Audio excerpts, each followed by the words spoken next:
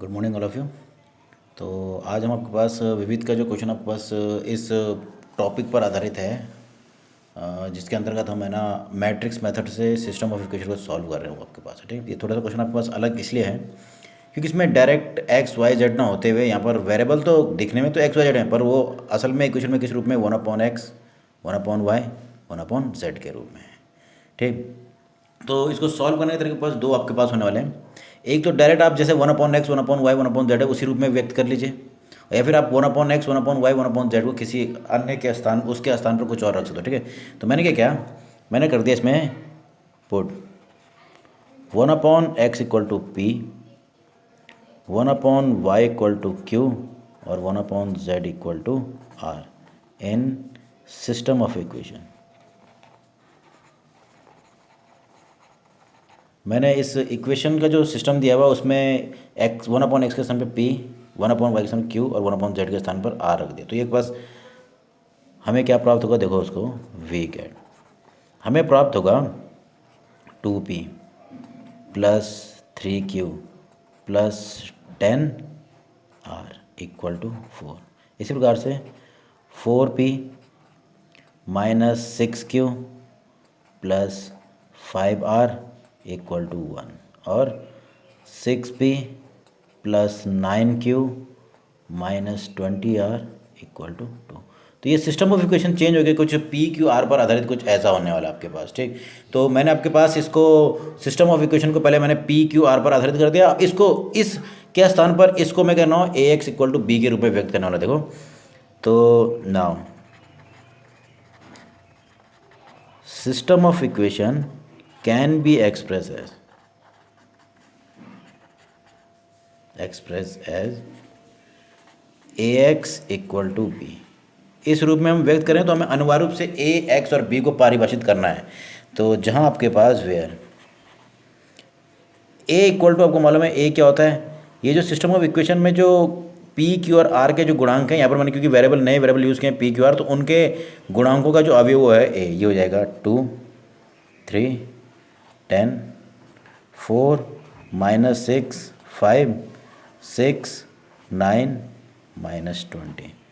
ये इस प्रकार से हो जाएगा। इसी प्रकार से x हो जाएगा इस केस में, क्योंकि वेरिएबल यहाँ पर पी क्यू आ रहा है तो हो जाएंगे पी क्यू एंड आर। तो ये आपके पास x अवयव आपके पास बन गया। और b हमेशा आपके पास क्या होगा, जो इसमें इक्वेशन में इस तरफ राइट हैंड साइड में जो कॉन्स्टेंट्स हैं उनका अवयव हो जाएगा 4 1 और 2। अब करने का प्रोसेस वही है जो अभी तक हमने किया है आपके पास। ठीक, तो देखो बस किस प्रकार से करेंगे। तो जो वैल्यूज़ हमको मिली है आपके पास, इसके आधार पर आपने ये सब कुछ निकाल लिया है।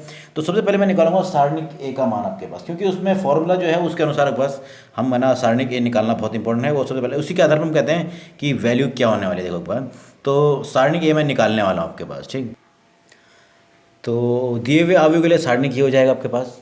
देखिए आपके पास इस प्रकार से, तो इसको हम क्या कर रहे हैं, पहली पंक्ति के अनुसार जब विस्तार करें तो 2 ये गुणा हो रहा है इधर, तो आपको मालूम है ये हो जाएगा प्लस 120 6 2 12। ठीक, माइनस और 9 पंजे 45 माइनस 3, इसको गुणा करेंगे तो ये हो रहा है 80 प्लस 80 माइनस 6 पंजे 30 और प्लस 10 45 और प्लस 36। तो ये पास हो रहा है। इसको जब सिंप्लीफाई करेंगे कुल मिला के पास जब आप इसको पूरा सॉल्व कर लोगे तो सारणिक का मान मिल जाएगा 1000। तो ये सारणिक है। डज नॉट इक्वल टू 0 मतलब इसका दो अर्थ हैं, एक तो ए इनवर्स का अस्तित्व भी होगा और आप कह सकते हो system of equation is consistent. अब इस कंसिस्टेंट का मतलब आपके पास हो गया सिस्टम हैज यूनिक सॉल्यूशन। इसका क्या मिलने वाला है, यूनिक सॉल्यूशन मिलने वाला है आपके पास। ठीक, अब इसका यूनिक सॉल्यूशन निकालना है तो उसके लिए हमको निकालना पड़ेगा, इसका सेक खंडज निकालना पड़ेगा। सेक खंडज के लिए हमको निकालना पड़ेगा कोफैक्टर्स। तो देखो कोफैक्टर्स ऑफ एलिमेंट्स, अवयवों के लिए कोफैक्टर। तो सबसे पहले आएगा A11 मतलब पहली पंक्ति और पहले कॉलम को हटा देना है। तो आपके पास कितना मिल रहा है, -6 5 9 -20। अब थोड़ा ध्यान देना है, अब क्योंकि 1 + 1 हो रहा है 2, जो कि आपके पास सम संख्या है तो इसने आगे से प्लस ही रहना है, तो इसने पॉजिटिव रहना है। ये हो रहा है 106 दूने 120 और -45। तो पहला आपके पास आ रहा है कितना, 75। ऐसे ही अगर मैं कहूँ A12 निकालिए, तो आप थोड़ा ध्यान देना, 1 2 मतलब जिस पंक्ति में और जिस कॉलम में ये एलिमेंट 1 2 रहा होगा उसको हटा देना है, एलिमेंट जो रहा होगा 1 2 उसको हटा देना है। तो मिल रहा है 4 5 6 और -भी। अब थोड़ा ध्यान देना है कि ये A12 है, तो A12 1 + 2 हो रहा है 3, तो क्योंकि विषम आ रहा है तो यहाँ क्या लेना है, नेगेटिव साइन के साथ लेना है। तो हो जाएगा माइनस, ये हो रहा है कितना, -80 -30, तो ये हो रहा है आपके पास +110। इसी प्रकार जब आप अन्य भी निकालोगे तो आपके पास प्राप्त होंगे, देखो A13 निकाला जाएगा तो आपके पास प्राप्त हो रहा है 72, A21 तो वो प्राप्त हो रहा है 150। इसी प्रकार से A22 जब निकालेंगे तो वो प्राप्त हो रहा है आपके पास -100, A23 = 0, और इसी प्रकार से आपके पास A31 = 75, A32 = 30 और A33 = हो गया -24। तो मैंने सभी अवयवों के क्या निकाल लिए, कोफैक्टर्स निकाल लिए, ठीक। अच्छा, कोफैक्टर निकाल लिए तो हम इसकी मदद से इजीली एडजॉइंट निकाल सकते हैं। देखो देन एडजॉइंट A = अवयवों के स्थान पर उनके सेकंड रख दिए जाएंगे। तो पहला आपके पास होगा 75, 110, 72, 150, -110, 0, 75, 30 और -24। और इस अवयव का क्या करना होता है, परिवर्तन। आपके पास प्राप्त हो रहा है 75, 110, 72, 150, 110, 0, 75, 30 और -24। तो मैंने इसके लिए एडजॉइंट भी निकाल लिया है, ठीक। पहले मैंने आपके पास एडजॉइंट से पहले मैंने आपके पास अवयव का, आपके पास जो अवयव है उसके लिए क्या प्राप्त किया है, आपके पास उसका सारणिक का मान, उसके बाद उसका सहखंडज भी मैंने निकाल लिया है। जब मैंने सहखंडज और वो निकाले तो हम इजीली आपके पास उस फॉर्मूले का यूज़ करते हुए उसका सॉल्यूशन भी निकाल सकते हैं। तो हमारे पास फॉर्मूला आपके पास है, देखो इसमें फॉर्मूला आपके पास हो जाएगा x = 1 सारणिक A into adjoint A into B। ये फॉर्मूला हम यूज़ करने वाले हैं, और ये सब चीज़ मैं कैलकुलेट कर चुका हूँ। तो आपके पास हो जाएगा x = 1 सारणिक आया 1/1200। और फिर सारणिक A आपने अभी, ये एडजॉइंट A जो है वो अभी आपने निकाला, तो वो आपके पास था, देखिए एक बार, तो एडजॉइंट A आपके पास था कुल मिला के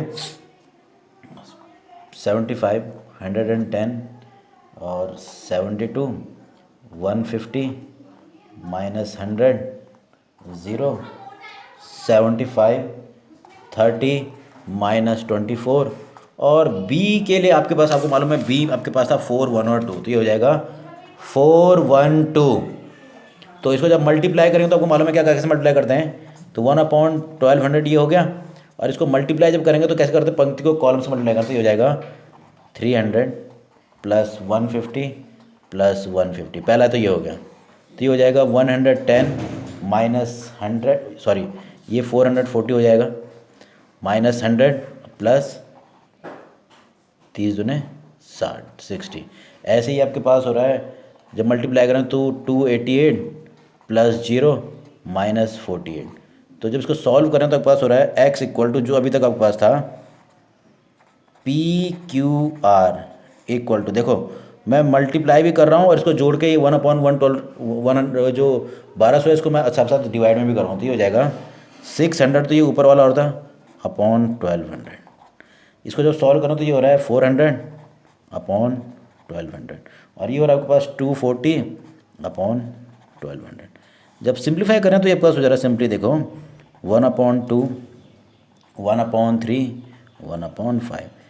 तो आपको प्राप्त हो रहा है P = 1/, जो P था 1/x = 1/2, Q = जो था 1/y = 1/3, और लास्ट में R = था 1/z = 1/5। तो जब मैं इसको सिंप्लीफाई करूँ तो सॉल्यूशन प्राप्त होगा। सो सॉल्यूशन इज हम इससे एक्स वाई जेड का मान निकालें तो आपके पास मिलेगा x equal to 2, y equal to 3 और z इक्वल टू 5। तो करने की विधि आपके पास सेम वही है, बस यहाँ पर आपके पास क्या हो गए, केवल आपके पास हम उसको थोड़ा सिंप्लीफाई करते हुए क्या कर रहे हैं, थोड़ा ध्यान देना है कि आपके पास क्या हो जाए, इक्वेशन आपके पास सरल हो जाए। उसके बाद हम क्या करेंगे, उसको सॉल्व करने वाले हैं आपके पास। ठीक, अब देखो आपके पास इसको हम है ना जो बेसिक तरीका था ना उस तरीके से भी कर सकते हैं आपके पास। ठीक है, मतलब सीधे सीधे आपके पास क्या, इसमें इसको हम पूरे सिस्टम ऑफ इक्वेशन को ए एक्स इक्वल टू बी के रूप में व्यक्त करने वाले हैं। देखो क्या, ये सेकंड मेथड आपके पास है। मैंने देखो system of equation can be expressed as A x equal to B, इस रूप में व्यक्त कर देना आपके पास। इस केस में सिंपली ए आपके पास देखो वही होगा जो अभी से पहले था, गुणांकों का जो वेरिएबल्स हैं, यहाँ पर वेरिएबल है 1/x 1/y 1/z है, उनका जो आपके पास गुणांक है उसका अवयव होगा। यहाँ पर आपके पास देखो वेयर ए इक्वल टू वही 2 4 6 3 -6 9 और 10 5 -20। अब थोड़ा ध्यान देना x, इससे पहले मैंने क्योंकि सब्स्टिट्यूशन से उनको इक्वेशन को सरल किया है, पर मैंने यहाँ पर सब्स्टिट्यूशन नहीं किया है, तो यहाँ पर वेरिएबल जो है जैसे हैं वैसे ही ले लेना, मतलब 1/x 1/y 1/z और आपके पास बी मैट्रिक्स हो जाएगा सिंपली जो है ये आपके पास 4 1 और 2। तो आप इसको डायरेक्ट भी करोगे, डायरेक्ट आपके पास बस ध्यान देना यहाँ पर x y z के स्थान पे क्या लेना है, 1/x 1/y 1/z। तो इस मेथड ऐसे भी करोगे आप तो तब भी सॉल्यूशन क्या मिलने वाला है, वही मिलने वाला है। बस वहाँ पर जैसे आपके पास जब इसको सिंप्लीफाई कर रहे थे हम तो आंसर लगभग वही मिलेगा। वहाँ पर आया था 1/x, वहाँ पर आया था p बराबर 1/2, q बराबर 1/3 और r बराबर 1/5। यहाँ पर सीधे आएगा 1/x बराबर 1/2, 1/y बराबर 1/3 और 1/z बराबर 1/5। तो सॉल्यूशन क्या मिलेगा, दोबारा वही मिलने वाला है। तो करने के लिए आप ऐसे भी कर सकते हो, पर मैंने उससे पहले जो मैंने आपको इससे पहले जो मेथड बताया उसमें क्या किया हमने, पहले इक्वेशन को सरल किया। आपके पास इक्वेशन को सरल कैसे किया, जैसे इससे पहले हमारे पास केवल x y z वेरिएबल थे, मैंने उसमें p q r बना दिए हैं। इसमें क्या है 1/x 1/y 1/z वेरिएबल के रूप में आपके पास है। ठीक है, तो आप दोनों में से कोई भी विधि अपनाइए, दोनों से क्या मिलने वाला है, सॉल्यूशन मिलने वाला है आपके पास। ठीक, ओके।